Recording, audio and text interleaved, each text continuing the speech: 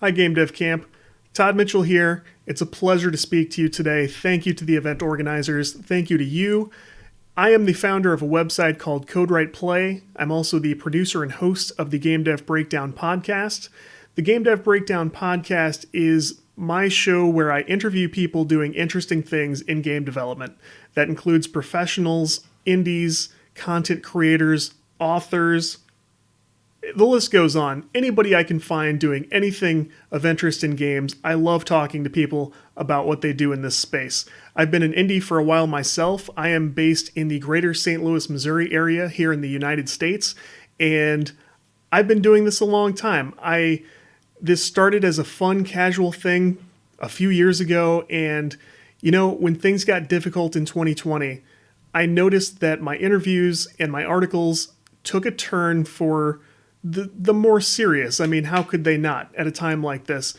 But as I started to gather these stories and these comments from studios and developers, I started to gather some very encouraging things. I heard a lot of messages of hope and encouragement, and I feel I have a responsibility to bring that forward to you and to anyone who's interested and who needs it right now. So together, today, you're not going to hear as much from me. I'm here to present some wisdom from some real movers and shakers in our industry who have some really encouraging and really positive messages here to wrap up the year. So let's get started.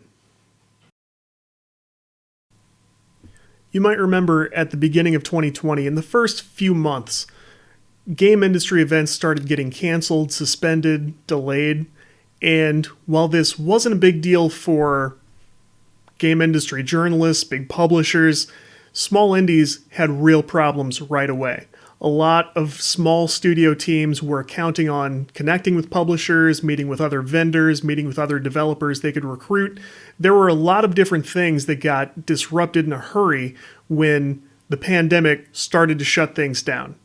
One of the first studios I spoke with during the pandemic was Tag of Joy, based in Lithuania, who had a story like this where they were absolutely depending on meeting a publisher and hopefully closing a deal.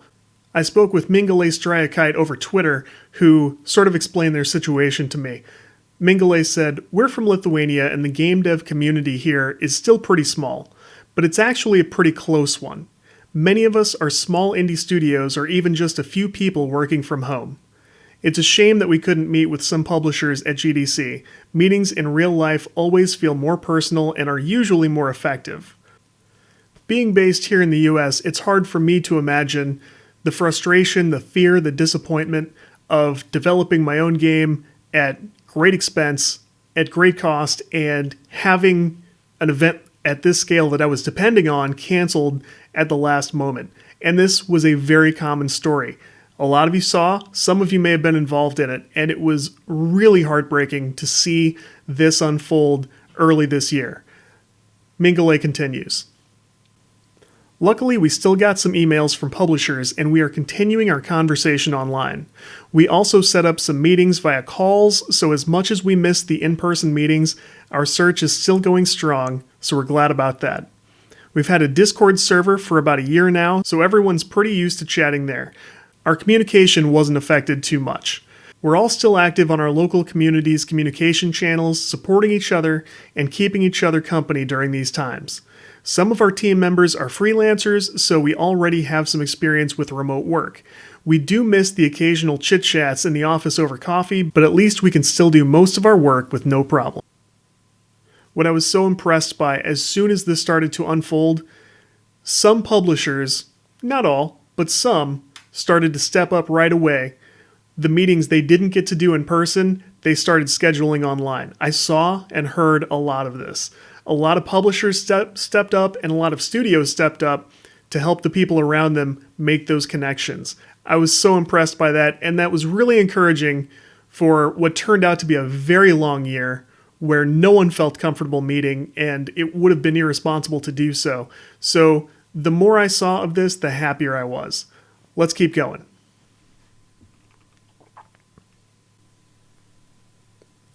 One of the first podcast interviews I did this year was with David Jagneaux from UploadVR. He's a senior editor there.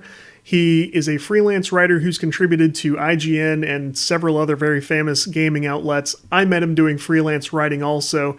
He's written a Roblox book, and he's just a very sharp, very knowledgeable guy who I enjoyed speaking with and hearing about how his team stays pandemic-proof because everyone's basically remote. So this includes a VR podcast that they record in VR, and I thought it'd be fun to hear a little clip about how that works. It's one of the things I look forward to most every week because it feels like I'm getting to hang out with my coworkers, even though we're all remote. Heaney's in Ireland, Jamie's in the UK. We've got, Ian is down in LA. I'm up near San Francisco. Our main host is in Seattle, Kyle.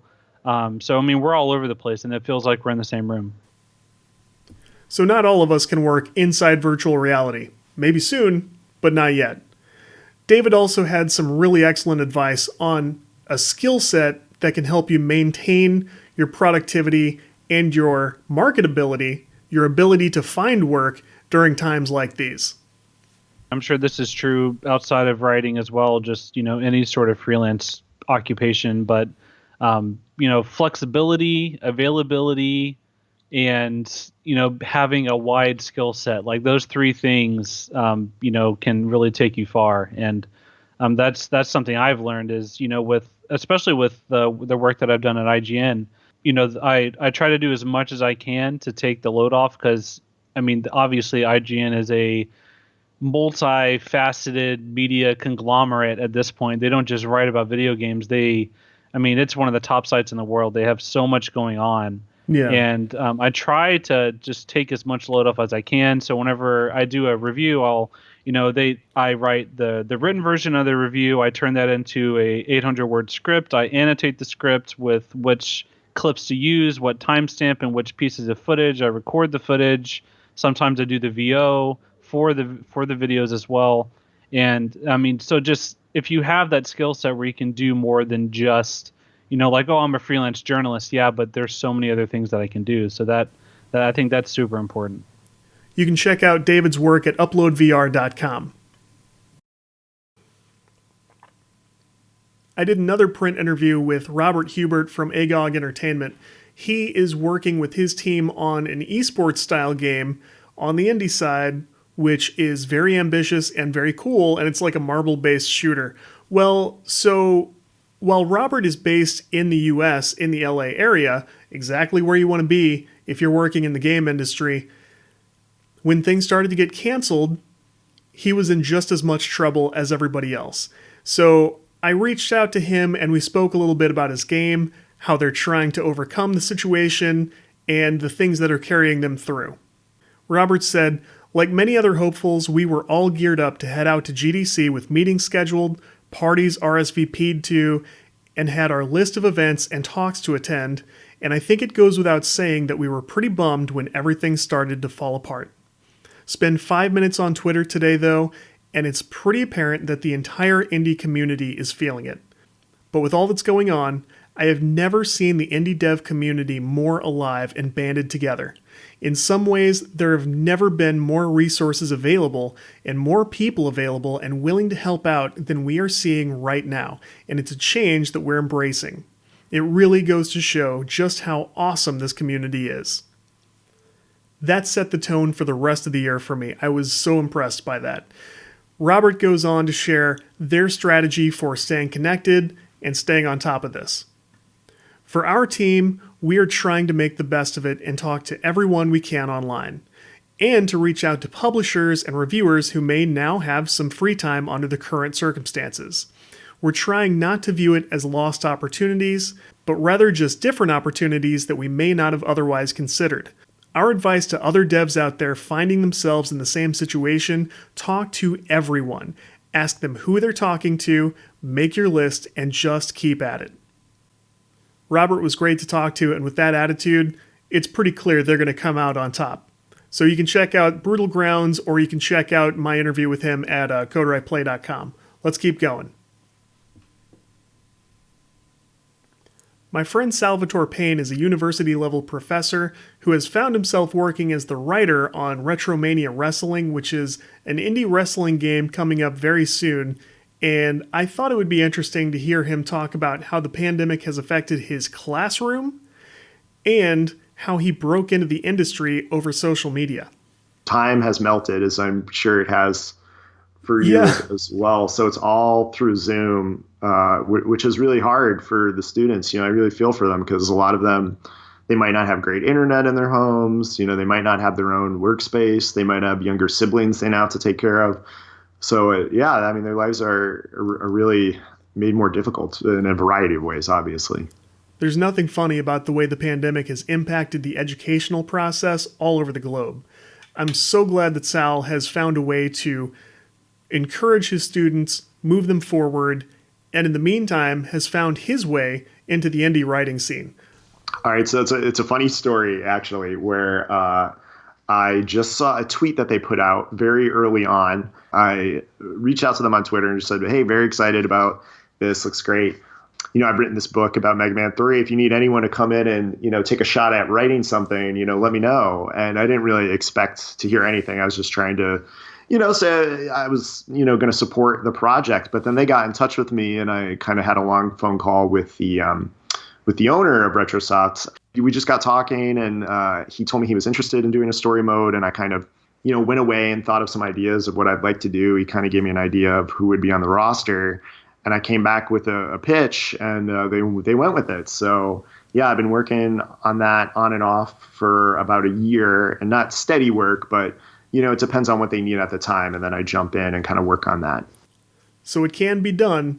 You never know which tweet, which email is going to move something forward for your career and open up a whole new world of possibilities.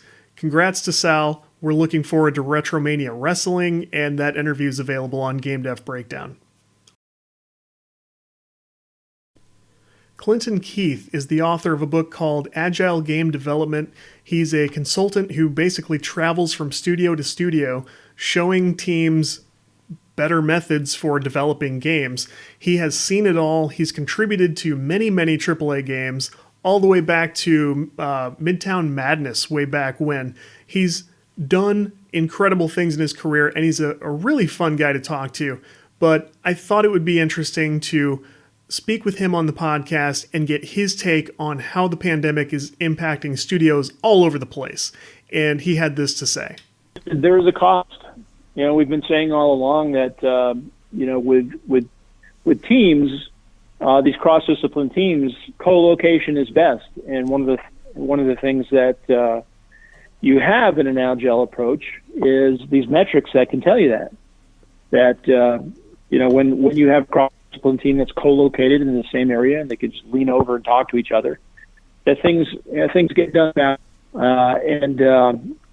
So we've kind of discovered that there's tools that we can use to kind of improve communication, but at the same time that we've discovered, through just the pure metrics that it is taking people longer to work remotely.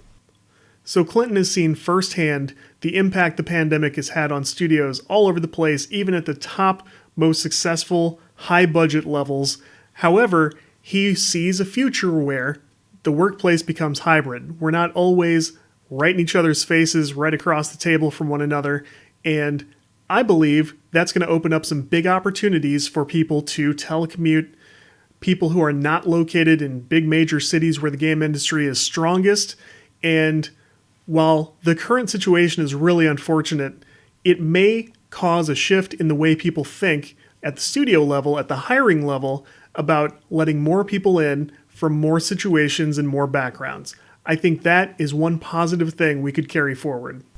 The core strength of agility is to have these regular, every 2 or 3 weeks, have these retrospectives where we discuss how can we improve our productivity? What have we done in the last 2 or 3 weeks that has either worked against it or improved it from the last time we had that retrospective? And come up with various things to try, these little experiments on how we could better work together based on what's gotten in our way. So I think it responds to traditional methods to change. And that's the whole point, because The pandemic has changed everything, but and game development or any IT development these days, it's like, hey, the phones are constantly changing, our computers are constantly changing, the market is constantly changing, so we have to keep up with change. Quick plug, Clinton's book, Agile Game Development, is really very good. I enjoyed going through it. A lot of great industry stories and things like that. So let's move on. If you work with a major game engine, there's a really good chance you've heard of Kitbash 3D in the last 6 months at least. Kitbash 3D does 3D assets for movies, TV, games, you name it. And in recent months, they've made a big push to reach more indies, more small studios, and they give away free stuff all the time. I got to speak with Max Berman and Banks Boutte, the founders of Kitbash 3D, about how their business works, how they're expanding, and all sorts of other cool topics. But listen to this clip about how they discuss being what they refer to as a digital company, and listen closely for the amount of time they're spending on meetings right now, on Zoom, on Skype, FaceTime, whatever it is, trying to synchronize their team. Check this out. For us, we are a digital company. We have, before the pandemic, we had an office in LA where the core team would work every day. But a lot of our teammates are around the world. And so for us, video chat and a ton of our partnerships, we video chat with because of the convenience. And, nowadays we're probably video chatting a lot, probably 8 to 10 hours a day. I find myself talking to my screen. And actually to that point, I've started leaning into getting back on just an old fashioned phone call. Because it's nice to not look at a screen for the entire time if you can put in headphones and walk around. 8 to 10 hours per day to keep the team synchronized, to keep the company moving forward, to overcome the negative impacts of the pandemic. That is wild. And that's at the top levels of team leadership. Let's listen to another clip where Banks explains how the team stays connected in a positive way and how they try to check in and look after one another within the company. Certainly not to denigrate the massive amount of global strife this has brought on. But for us as a team, it really helped us in some ways to get hyper-focused because it eliminated a lot of distractions and it gave us the opportunity to sink in and push forward together. And as a team, culture, as a company, community is very important. And then as an internal team, our company culture and our the way that we work together is at the core of why we're doing this. We want to create an extraordinary experience for each other, and everyone on the team carries that mentality where we're all trying to enrich the lives of everyone else. So we make a big point of getting on full team video chats and just spending time talking. We have a thing we call Fuzzy Friday. Our parent company is We Are Fuzzy. And we go around the table and each person has the floor for however long they want it to talk about their successes as well as their opportunities for learning and throughout the week.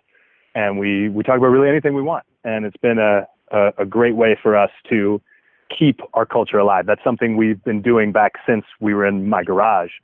And it's something that we did in the office, and now we do it online. And it's been one of my truly favorite parts of the week is to get to spend the end of our work week together, friends.